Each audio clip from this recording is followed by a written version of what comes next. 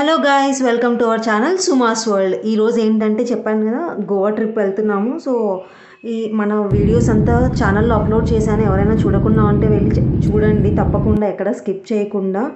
So ఇక్కడైతే మా పాపకి ఫుల్ ఆకలేసేసింది. సో దానికోసం మ్యాగీ ఆర్డర్ చేసేసి, నూడిల్స్, హాట్ కప్ నూడిల్స్ వస్తాయి కదా, ఇన్స్టాంట్ హాట్ వాటర్ తీసుకొని, సో ఆ నూడిల్స్ అయితే ఆర్డర్ చేసాము. సో దాంతో తింటూ ఉంది.